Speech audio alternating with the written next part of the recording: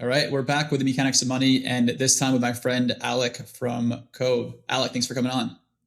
Yeah, thanks for having me, dude. Super excited for this. Yeah, I know it's been a little while in the making too, and there's a few reasons why I want to have Alec on, and I think a few reasons. Like one, just the company you guys have scaled has been awesome to go watch. I now get your ads, 10 times a week that hit my Instagram, so you guys are doing a great job there. But I think the other piece too is that you do this with your brother Sean, which is I think a really cool dynamic. And then I'd say lastly, I think you think about business and money in a really unique way, especially for someone in the e-com space.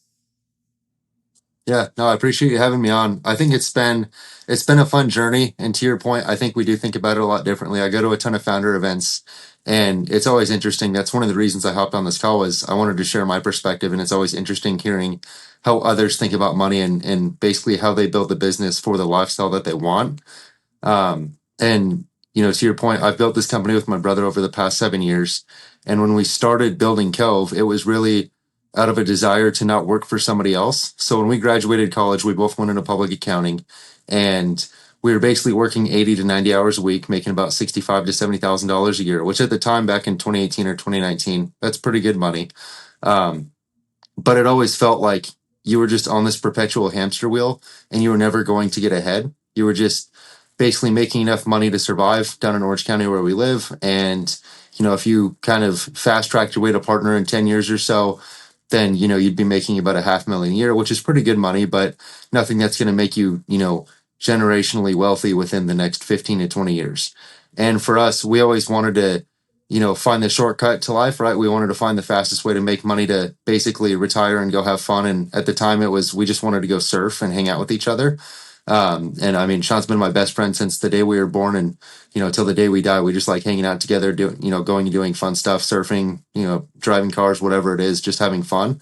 And we had started Cove way back in college, but we had no money. We didn't come from family money. We didn't come from, anybody in my family being an entrepreneur, anything of that sorts.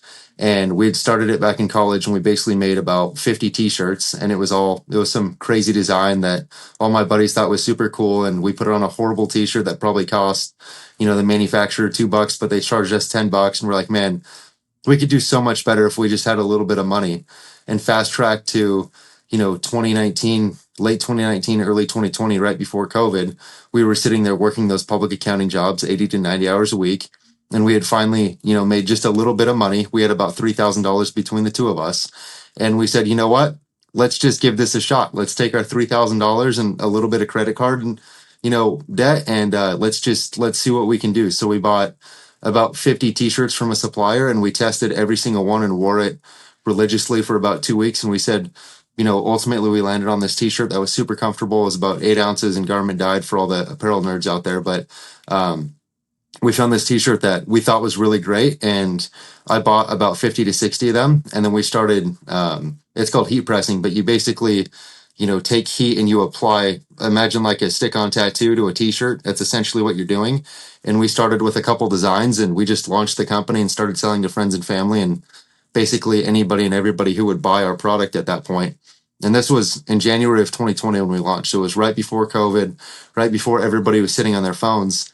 And we basically just, January, February, we sold to friends and family. We made a couple $1,000s, and we said, this is really cool. Like, everybody's supporting us. And then in March, we made no money, like literally nothing, maybe $180.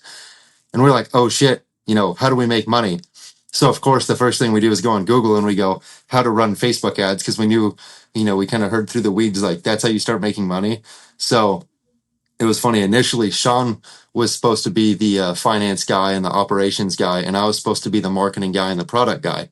We completely swapped. Now I'm just finance and operations, and Sean is marketing and product. And that change only happened because I didn't figure out how to run Facebook ads fast enough. So Sean said, I'm going to take this into my own hands and I'm going to run Facebook ads.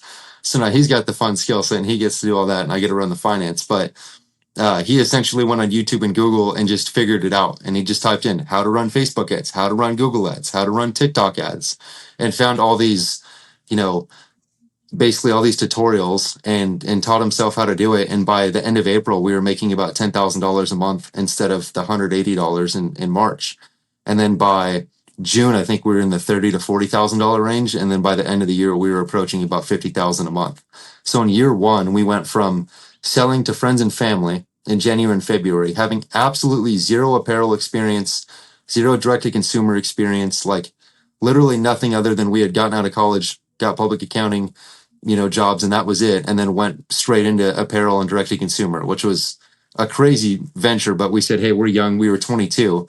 Let's just give this a shot and see what happens. Like the worst that happens is we lose $3,000, and we were fine risking that. And then in the first year, we made $500,000. And that was like, we were like, oh my God, like we have something amazing here. And that was probably the richest I've ever felt in my life, was when we were making 30 to 40,000 a month, because it wasn't so much that I was taking home money. I mean, we didn't take any money out of the company for the first 3 years. It was more of, when you identify that opportunity and you just know what's on the other side of that, once you crack the code to everything else and the scaling of it, that's what made me feel rich. It was the fact that I could just go out and spend a couple $100 on dinner and be like, oh, this is expensive, but like I know more is coming in next month.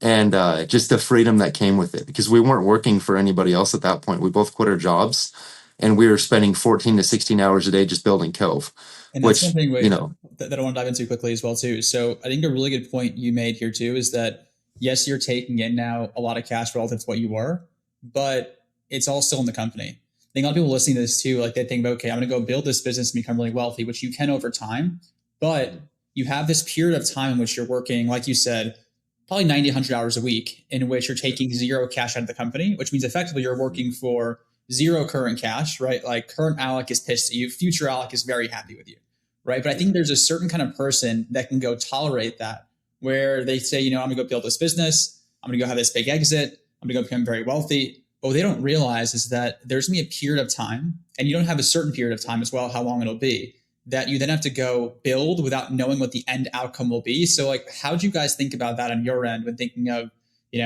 two, I assume, very rational, spreadsheet driven folks, CPA backgrounds, who are now saying, you know what, I'm going to take this really big swing and forego all current comp for a while to go build this? fantastic point. And it's honestly something I bring up every time somebody asks me, how did you start a company? How did you decide when it was the right time?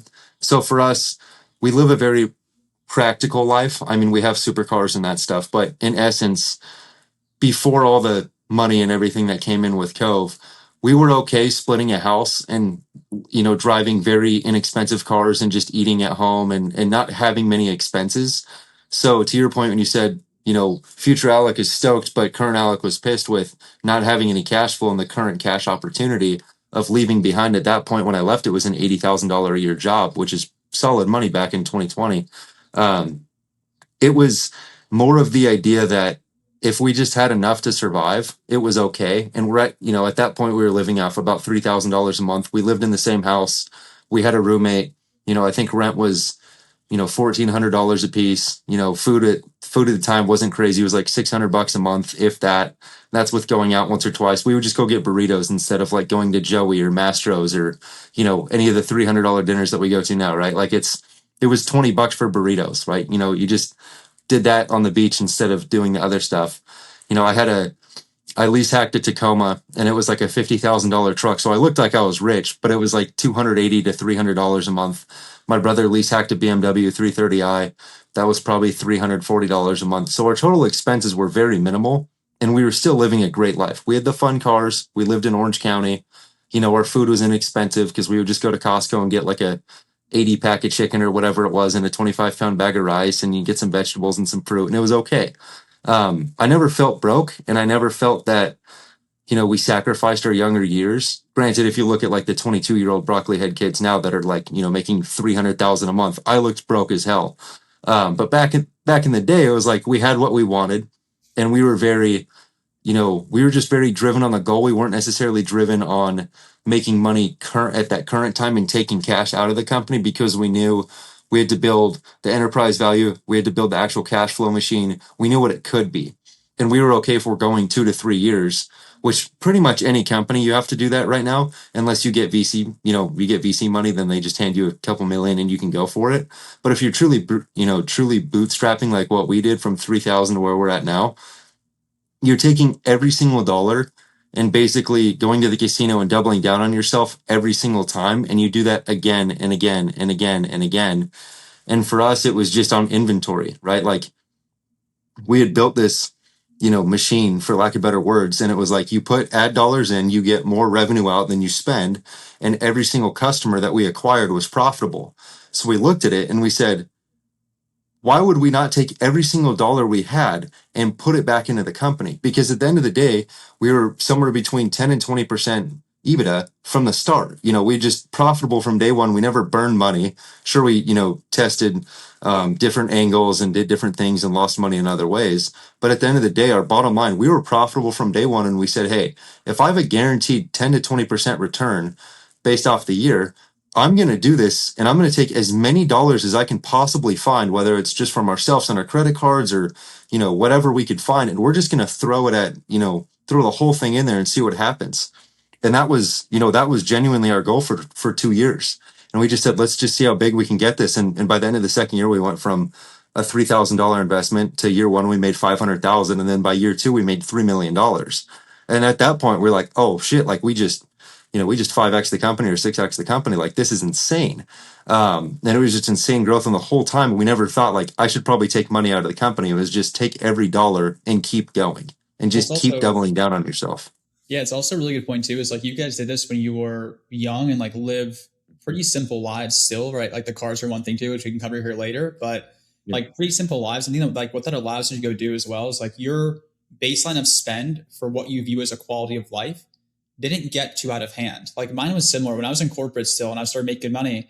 It wasn't business owner money, but it was like good corporate money. Like, okay, if I keep my expenses where they are today, and I want to say, hey, I want to go ship it and go leave and go build something, your baseline to go cover your nut of like what your runway has to be is so much lower. Like I think of all these middle-aged folks and say like the medical field, right? Like you've done your so much time and service to go get to that place of earning. You're like, I deserve to go spend every dollar I make. And in turn, that keeps you so trapped. So I think what you guys did of like doing it very early gives you that freedom to go live in a really modest way where your baseline for success and sustainability. Because if you're building a company, I think one of the biggest things people miss is that if you have longevity, the chance of being successful goes up exponentially if you can just hang on. Yeah. If you give yourself enough time to succeed, everybody always says they want to hit $100 million and they want to do it as fast as possible. If I walked over to you and I said, hey, with your paving roll up or any of your business ventures, at what time frame do you want to make 100 million? You say 2 years, I'm going to say good luck. You say 10 years, I'm going to say you have a great shot at doing that. And that was, to your point with longevity, that's what we did with Cove. We were never hunting, you know, being rich in 2 years or 3 years. We never even thought that was the possibility, and that was never the goal. The goal was building a sustainable outlet for us to live our lives the way we wanted and to cover our baseline expenses, which, to your point, they were very minimal relative to, kind of what you see out in the world right now with social media. Like it was just, we were living a great life. We weren't living in extravagance. I didn't have a $30,000 a month beach house, but I had a nice house in a great area. We had great cars that did the job. And I went and traveled. I went to Costa Rica, went to Canada. I traveled all across the US. I wasn't slumming it. It was just a different life. Um, and I think people just, at least from my perspective, it's people have this unrealistic approach to starting a company and wanting to immediately be like a multimillionaire. And if you give it enough time, like literally 7 to 10 years, you will be. But you have to be okay with that. You have to be okay with answering the question. If I ask you and say, hey, you're going to have 50 million liquid by the end of 10 years, but you just have to show up every single day for 10 years and work 50 to 60 hours a week, most people would stop after 2 years and be like, oh, I lost sight of the goal and the target. But for me, I'm like, cool, I know there's 50 million sitting there at the end of 10 years. Like I'm going to keep showing up every day because it's fun to me. Business is a game at this point, and it honestly has been since day one because the journey is just as fun as the destination. Yeah, no, I mean that's spot on too. So you made a point earlier too. We were talking about venture funding, right? And I know you guys had bootstrapped the entire thing yourself. Like I'm sure during your time of building it, right, you guys have scaled much bigger than the numbers you mentioned so far. Why have you turned down money? Right, I'm sure people have offered you money time and time again to go buy a piece of the company to go, you know. Why have you gone the route of just self funding? It's a fantastic question and something I think about every day. We're actually getting to the point now where we are prepping for a sale of a piece of it to a strategic partner because we want that help and we want, to get to that next level. Like our ultimate valuation goal is $1 billion, and we know we can get there. It's just a matter of time and having the right partners. We've turned down money up until this point because honestly, we haven't needed it. We've been cash flow positive this entire time. We've been profitable this entire time. We're happy reinvesting our own money into it. And bringing on a partner up until even last year didn't make sense because we'd give up so much opportunity. Even if we gave up 5 to 10% at this point would be, anywhere between 10 to, let's call it $50 million out of our pocket, depending on what exit we get, the multiples, all that stuff. We always felt that we'd rather do it our way. And if we crashed and burned, at least we did it ourselves. And we also didn't want a boss, right? We didn't want to report to anybody. We started the company to have the freedom, and we didn't want to be held accountable by a board of directors as to why we missed a weekly target, or, God forbid we hired the wrong person and there was a monthly target missed because of random inaction, or, whatever happens, right? Like, it's business. We didn't want that variable over our heads. We just wanted to do it our way and learn, our way of doing business. And now we're at the point where we have a sustainable business that's, it's strong, healthy cash flow, super profitable, all that stuff. And now we can basically pitch a very attractive opportunity to, a PE firm or whatever makes sense, a strategic, and we can go to them and say, hey, look, we have a 7-year track record. We had never brought money in on purpose, and we've bootstrapped this thing the whole way. Here's the reason why we want to bring in money, and here's what we're going to do with it to get this thing to $1 billion. And it was interesting because, like, 22-year-old Alec was not thinking in that spotlight. I've grown into that spotlight. I'm 29 now. So over the past 7 years, it's developed. And I'd say by about 26 or 27, I'd gotten to that realization, like, hey, we do want to bring money on at some point, but we want to build it up to the point where it's really valuable when they come in. So that way, when we take a first bite of the apple and then a second and third bite of the apple, it's a much larger exit, and it's a much better opportunity to go pitch on the open market, instead of, like, in year 3, we made like 15 million and we're like, hey, like, we're still like 2 guys and we've got a couple employees. Like, there wasn't much behind it. Like, yeah, we'd made good money revenue wise, but like, there wasn't much of a story or a brand behind it. Whereas now, what you said earlier in the intro, it's like you see 10 videos a week at minimum. Everybody I talk to is like, I know what Cove is. And that was the goal. It was like, build it to this, strong independent company that was independent of Sean and I. And then it's really worth something. And then it can stand on its own, and it doesn't need to be, founder backed by Sean and I the whole time. Like, we can put a CFO and a CMO in and run the thing as is and do just fine. But that's why I haven't taken money on yet. It's just like, we don't want the overhead. I don't want a board of directors looking at me saying, why did we miss targets? Because, there's like a billion things that go wrong in business. And I'm fine with that in a couple years, but not right now. Yeah, it's also, you guys have gotten it from 0 to 1, like way past 1. But I think if you're listening to this too, and you're looking at, do I take the money now or later? The bigger you get, the more sustainable your company is. Like Alec was just saying, you have so much more leverage in that conversation. Where if Alec would have taken on money 5 years ago, maybe the dollar amount and the help he needs, he's giving up a third of the company. And now maybe it's 5 or 10%. So if you can play that out in the future, that is, one, the control rights that likely come being a third partner relative to you and your brother, right? And then 2, that could be a massive number for you in the future. So by you getting off the ground and getting some stability, getting some scale, making an actual company, you get the right to go preserve all of your own money in the future in a big way. So for you, you'll probably, you'll sell it at a fraction of the valuation you'll hopefully have in the future. But if you had done this 5 years ago, that would have been a fraction where it will be today. Exactly. And the other piece too, and it kind of gets in the other piece of personal finance and overall strategic investing, was when we built the company, we had built a cash flow machine and a profit machine where it's genuinely a lifestyle business. Like, I can take money out of the company every single month. Does not matter what we're doing. I can take as much or as little as I want out of the company, and there's always going to be money left over. And building the whole way, when we started, we said, let's make this thing where, we can pull money out every month. We can pull profit out every month and pay ourselves. And we've paid ourselves generously for the past 4 years. The first 3 years, we didn't take $1 out. Then we took a little bit. And then over the past 2 years, we've taken a lot because we've been able to, with the growth and the stability. It's in a great spot now. But a lot of people always look for an exit, but they don't look at how much you can take out pre-exit. And for us, we wanted to pay ourselves the whole way. So even if in year 8 or year 9, we sold the company and liquidated, and let's, say I got 100 or $200 million, I'd already have a nest egg that's enough for me to survive. Right. And that was the point when we, about 25, 26, when I started thinking about, okay, how do we bring on money? What are we going to do with this thing? Like, it's big, it's making good money, whatever. I was like, now how do we start using this to our advantage? How do we sock away enough where we can retire at 30 or 32 years old?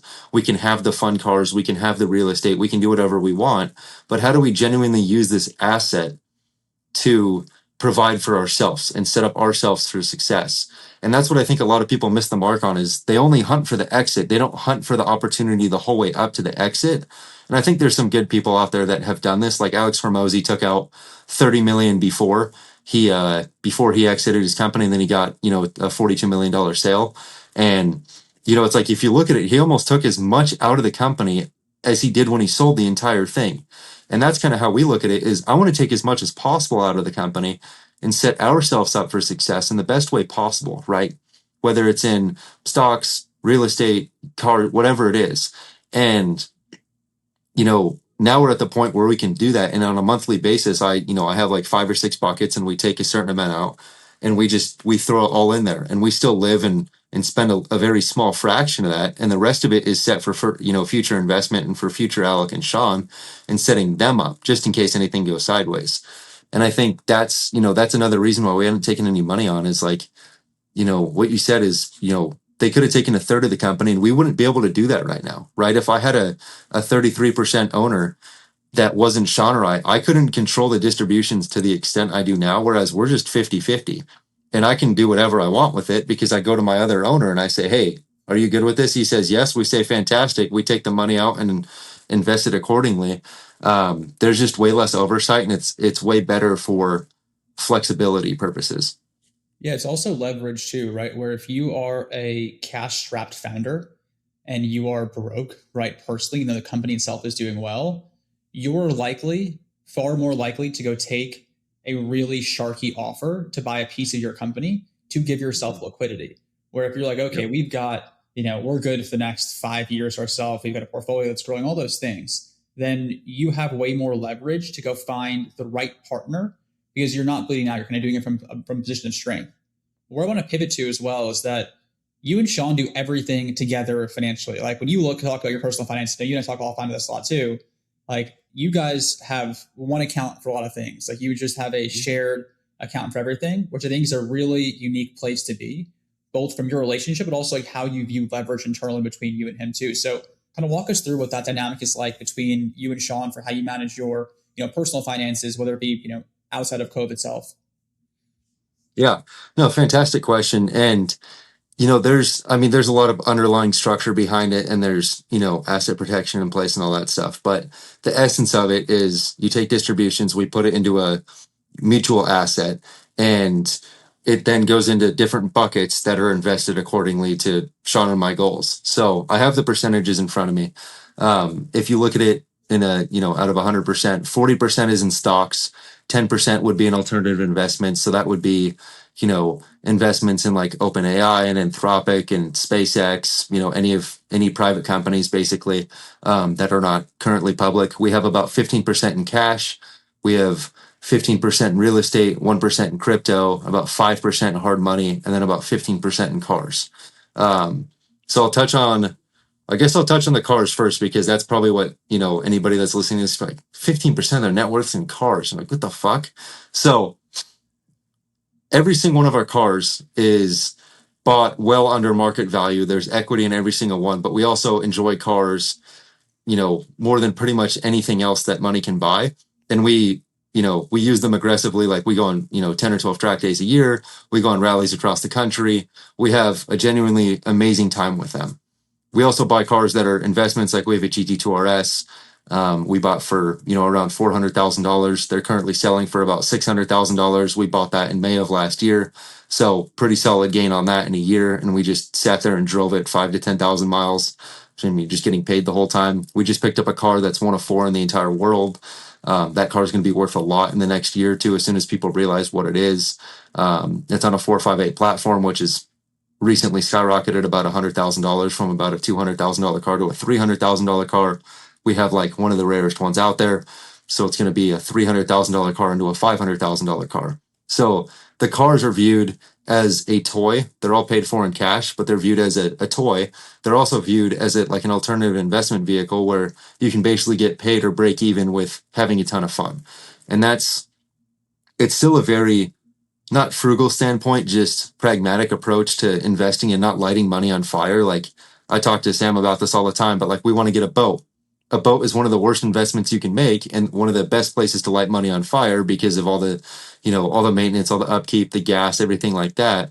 Whereas a car could be a horrible investment. Granted, we know the market really well and we find the right ones, but we try and find that fine line between fun and still not lighting money on fire and setting ourselves up for the future. And if you look at if I just combine everything, we have about 75% of our money in super conservative long-term investments between real estate, stocks, alternative investments, even the crypto and stuff like that. It's all long-term holds, right? It's all Bitcoin and Ethereum. It's not any of the altcoins or the meme coins or anything like that. It's all stuff that, again, if you give it enough time and you give it a 10-year horizon, you're going to look back and say, thank God I did that. And to Sam's point when he said it's basically one shared account, it's one shared strategy and one shared vision of what we want in the future. And it's always better going in with more money, right? You look at like two small buckets or you look at one massive bucket. If you have two small buckets, you have to invest them differently.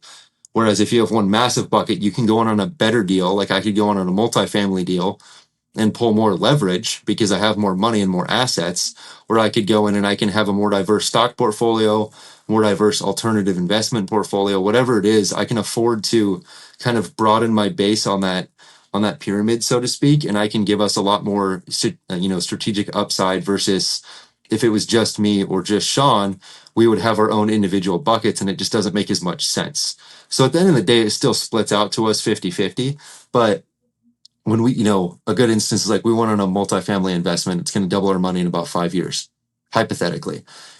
I don't think we would have been able to do that to the extent that we could and invested as much as we did if we had just had our own accounts. And same thing with the cars, or same thing with buying real estate. Like we have a ton of real estate that isn't just in multifamily, and it's like we wouldn't be able to do that as easily, and it wouldn't be as good of an idea if it wasn't basically combined assets or a combined investment. And it's allowed us to have a lot more stable of a portfolio, like throughout the Iran war and the tariffs and everything that's happened over the past, call it 24 months. Our portfolio skyrocketed, but even when there's massive volatility, our portfolio, the market might be down 5 or 6%. Our portfolio is actually up the entire time because it's just pulling from one of the other asset classes, right? Like stocks might be down, but we have so much in real estate and so much in alternatives and so much in, cars or hard money or whatever it is. And it really negates any pull in one way or the other. It's just consistently going up. And that's, really that's how I've designed my portfolio slash our portfolio is I don't want to have that uncertainty with money that we've already taken out of the company. We have so much uncertainty and so much risk associated with Cove that at the end of the day, I want to sleep at night, right? I don't want to have my money in 100% Bitcoin or 100% cars or whatever BS asset class is like super high leverage and super high risk, right? Like I want to go to sleep at night and wake up in the morning going, I know I consistently made X% and I'm happy as hell with that because my biggest asset, my biggest risk is Cove. Day in and day out, that's what I spend my, most of my time doing. And if I'm spending 8 to 10 hours a day working on that asset, it's going to provide me a lot greater yield than any of these others. But what these do is provide the stability and the ability for me to turn off Cove at some point if I don't want to keep doing it. And it all works in tandem, right? Like it's this big flywheel effect, right? Like you throw money into Cove, Cove spits out money. You take that money from Cove, you put it into one of these 6 buckets. Great. These 6 buckets give you more money. Guess where I'm putting that money? I go put it back into Cove, and it just keeps going and it feeds itself and it's self-sustaining. And we'll take a little bit out and go use it for, a trip or whatever we need to do, just to go live life. But at the end of the day, it's like keep that flywheel going as long as possible and continuously live well within your means, and you're never going to have to worry about you know, is the business going to need more money? Or are we going to need more money external to the business? It's just like you can just keep it going and it's automated the entire time. So how would you? No, that's a great breakdown too. I think the biggest thing is like your risk and all your time, your capital, both in terms of time and money, are into the business itself as well. And you want things that are totally hands off and peace of mind for you outside of that. So how would you look at it, right? Say you go sell off a piece of the company to bring in a strategic partner. But I assume some of that capital they bring in would stay in the business to go grow. And I assume some of that would be chips off the table for you and Sean, right? So that's kind of bite one. When you look at potentially bite two, that may be larger, bite three, that could be very big. How does your strategy around investing money in your portfolio change with each one of those areas? Yeah, fantastic question. It's something I've been modeling a lot and working with my wealth management team on a lot. I think at some point you can dilute out the benefit of having too much in, a stock portfolio or in real estate or whatever. And I think the end goal for us is ultimate freedom and ultimate accessibility to the things that we love to do. Right now, we love to travel. We love the cars. I love to not think about swiping your credit card wherever we go to dinner or whatever it may be, right? Like, I just like having the flexibility and the freedom. And one of the things that we look at now, where there's a serious opportunity to pull a lot of chips off the table and I mean, be set up generationally, wealth wise, it's like, we just want to have recurring income that doesn't make us feel cash flow poor, because there's two states of mind. You might have $100 million and no cash flow coming in, or you might have $50 million but a ton of cash flow coming in where you don't even need to touch the 50 million. And for You're us, also we likely would to much be rather. more rich in the latter. Exactly. And for us, we would much rather be in option two, where you have a ton of cash flow and a ton of access to liquidity, and you already have a massive bucket of money. And that makes you feel probably 2 to 3 times as rich as actually just having 100 million. Because as soon as you start chunking away at that, you're like, oh my God, I need more money. And it sounds like that's a big number. And for 99% of people, you'll never touch that money. If you just take 4% out, you'll be okay. But it's a purely psychological play. And for us, it's like, I'd rather just invest that in another asset, whether it's multifamily, another business that we start, like literally anything. It could be a paving roll up, right? Like just something that spits off cash flow. That's it's a strategic investment that has opportunity to grow both enterprise value, and then it also provides a lot of cash flow. We would take some chips and put it into that for sure. Like say we sold for $1,000. We would take, $250, 25%, and put that into, another company that made sense. And we would just have a very healthy amount of equity in that and a ton of cash in it to get it going faster. And then we would take the other 75% of that and throw it into this already strong portfolio and buy a couple of key components, like buy some multifamily, maybe just buy the buildings outright and manage them. So we have extreme cash flow off that in 20 to 30 years, we have a paid off asset class that just, is basically retirement money. It's just mailbox money, right? It's not always passive, but it's going to be lower work and lower yield than, a Cove or another company.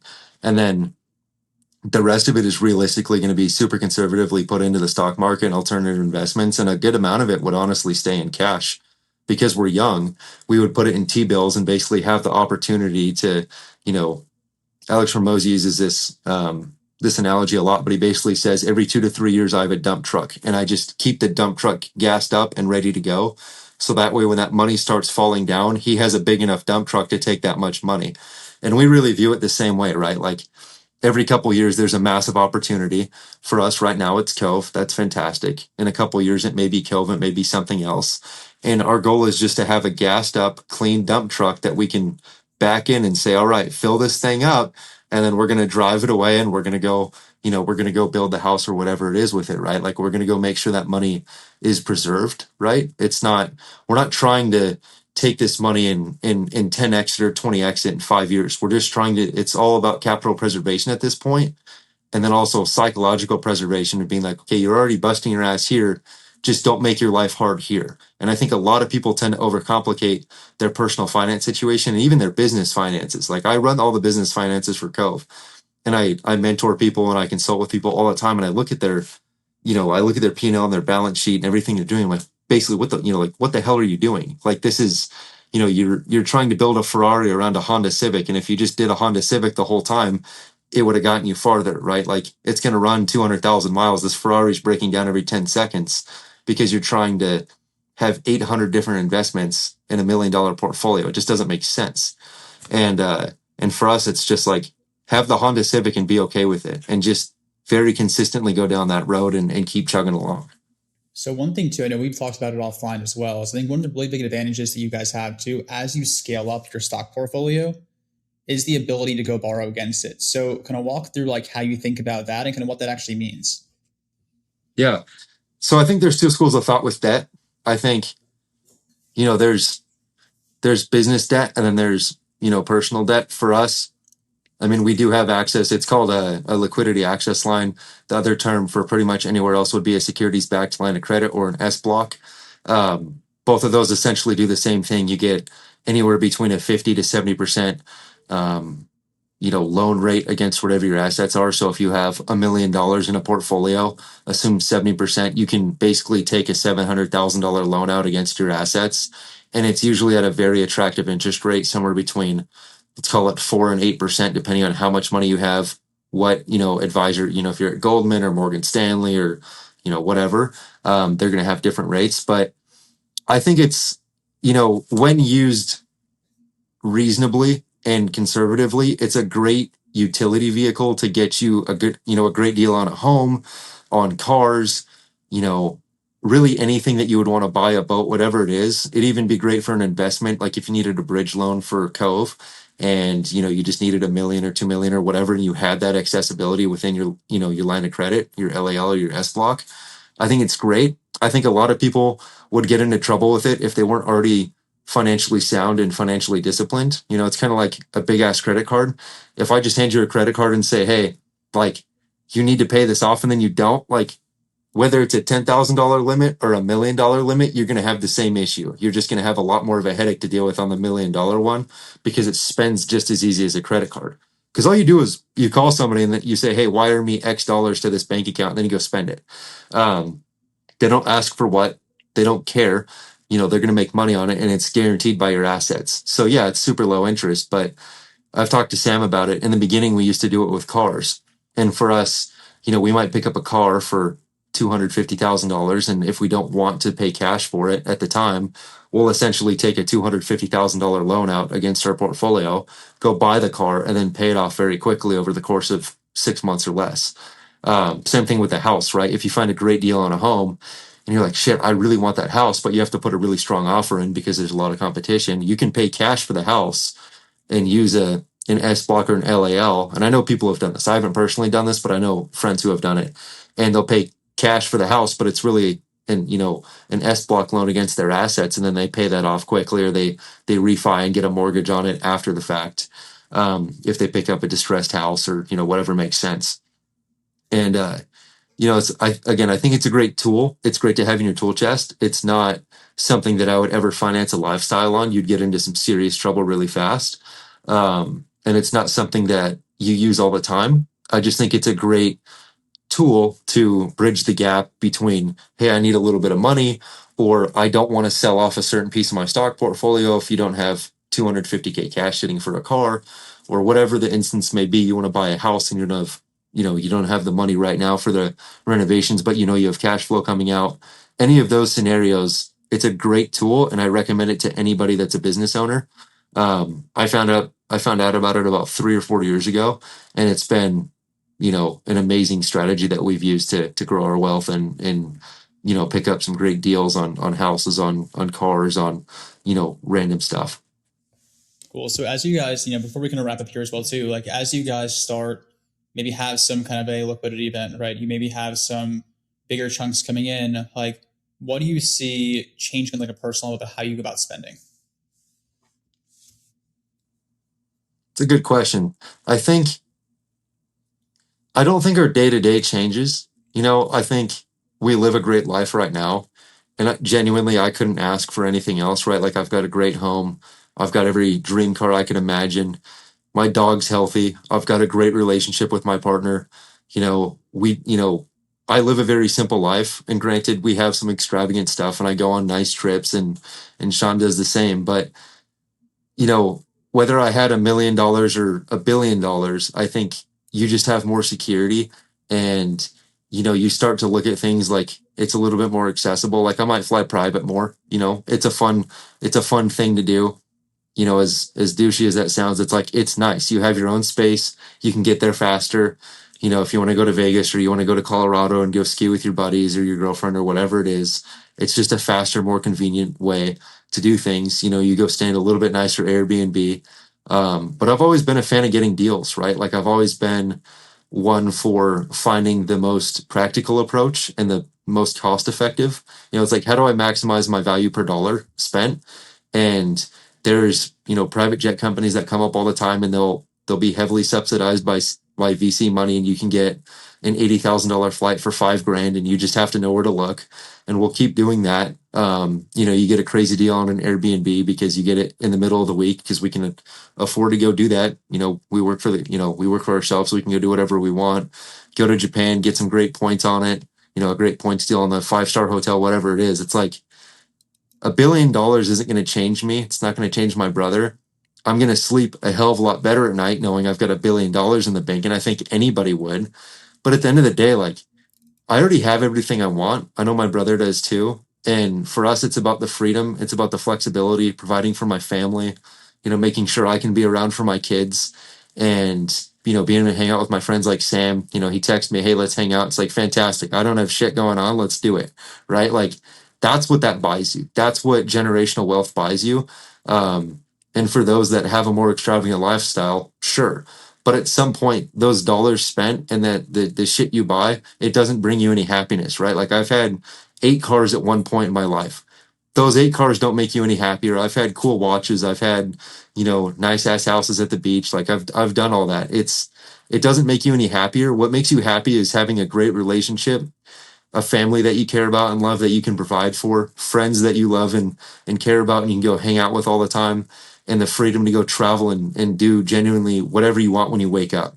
That's what the money buys you. And that's honestly what I've learned over the last like 12 months to 18 months. You get to a point where you're like, I have everything, right? Like you have your health, you have the love of your life, whatever it is. Like that's what it buys you. And that's what I tell people too. Like everybody's always like, oh shit, dude. It's all the car spotters. They run up to you. They're like, what do you do? How much is this? How much money do you have? Whatever, all that BS. And I'm like, dude, none of that matters. Like I'm gonna go have a nice dinner with my friends and family. I'm gonna pick up the tab and it's gonna be great. And we're just gonna spend time talking and having fun. Um, and yeah, I mean, really, like that's the $1 billion just buys me more time, right? It just buys me more great memories, more trips with my parents, more trips with my girlfriend, more dog bones for my dog, right? Like that's all it buys, the important stuff.